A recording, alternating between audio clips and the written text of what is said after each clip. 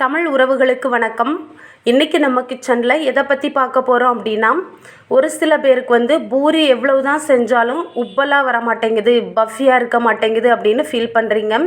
அவங்களுக்காக தான் இன்றைக்கி இந்த வீடியோ ஷேர் பண்ணியிருக்கேன். என்னோடய வீடியோ பிடிச்சிருந்தா மறக்காமல் லைக் பட்டனை தட்டி விட்டுட்டு போங்க. வாங்க புசு புசுன்னு பூரி எப்படி செய்யலான்னு பார்க்கலாம். அதுக்கு முதல்ல நான் இன்றைக்கி கடையிலேருந்து வாங்கின ஆசீர்வாத் மாவு தான் எடுத்துருக்கிறேன். அதில் ஒரு அரை பேக்கெட் அளவு மாவு எடுத்து தட்டிக்கோங்க. கொஞ்சமாக உப்பு சேர்த்துட்டு கையை வச்சு ஒரு டைம் நல்லா கிளறி விட்டுக்கோங்க. அதுக்கப்புறமா கொஞ்சம் கொஞ்சமாக தண்ணி ஊற்றி எந்த அளவு கைகளால் விரசி விடணுமோ அப்படி விரசி எடுத்துக்கோங்க.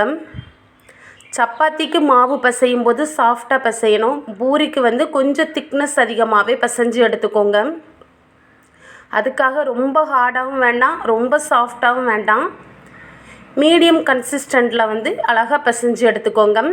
ரொம்ப சாஃப்டாக இருந்தாலும் நம்ம எண்ணெயில் பூரியை போட்டு எடுக்கும்போது மொறு மொறுன்னு தட்டை வடை அந்த மாதிரி ஆயிரும். கொஞ்சம் ஹார்டாக இருந்தால் மட்டும்தான் எண்ணெயில் போட்டு பூரி எடுக்கும்போது நல்லா புசு புசுன்னு பஃபியாக வரும். இப்போ கொஞ்சம் கொஞ்சமாக தண்ணி தெளித்து நல்ல ரவுண்ட் ஷேப்புக்கு அழகாக பிசைஞ்சு எடுத்துக்கோங்க. கைகளை வச்சு எந்த அளவு விரசி எடுக்க முடியுமோ விரசி எடுத்துக்கோங்க.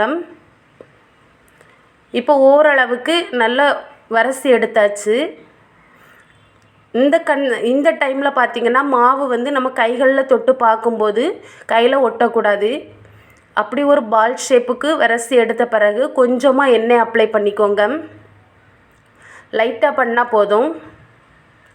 அதுக்கப்புறமா ஒரு மூடி போட்டு அரை மணி நேரம் மூடி வச்சுக்கோங்க. அரை மணி நேரம் போதும், ரொம்ப நேரம் வைக்க வேண்டாம். இப்போ அரை மணி நேரம் ஆகிடுச்சு. நீங்கள் பார்த்தீங்கனாலே தெரியும், கை வைக்கிறதுக்குள்ளே மாவு அழகாக குழி விழுது. அந்தளவு சாஃப்ட்னஸ் ஆகிருக்கு. இப்போ இதில் இருந்து சின்ன சின்ன பால்ஸ் உருட்டி எடுத்தால் போதும். சப்பாத்திக்கு அப்படிங்கும்போது கொஞ்சம் பெரிய பெரிய பால்ஸ் எடுப்போம். பூரிக்கு சின்ன சின்ன பால்ஸ் போதும். அப்போ தான் எண்ணெயில் போடும்போது அழகாக ரவுண்டாக வரும். இந்த மாதிரி சப்பாத்தி அளவு இல்லாமல் ஓரளவு மீடியமாக உருட்டி எடுத்துக்கோங்க. எடுத்துட்டு அடுப்பில் எண்ணெய் காய வச்சு எண்ணெயில் போட்டு எடுக்கும்போது சுற்றி 4 பக்கமும் கையில் இருக்க கரண்டி வச்சு நல்லா அழுத்தி அழுத்தி விடுங்க. அப்போ தான் பூரி பார்க்குறதுக்கு நல்லா புசு புசுன்னு பந்து மாதிரி அழகாக வரும். நாம் பூரி கட்டையில் வச்சு மாவு திரட்டும் போது மேலே லைட்டாக பச்சை மாவை தூவிட்டு தான் மாவு திரட்டுவோம். அதுக்கப்புறம் அந்த திரட்டின மாவெடுத்து எண்ணெயில் போடுறதுக்கு முன்னாடி 2 கைகளாலையும் லைட்டாக அங்கே மாற்றி இங்கே மாற்றி லைட்டாக அடித்து விட்டுக்கோங்க. நம்ம திரட்டின மாவை அடித்து விட்டுக்கோங்க. அப்போ தான் அதில் ஒட்டி இருக்கக்கூடிய அந்த பச்சை மாவு அந்த தூசி எல்லாமே கீழே விழுந்துடும்.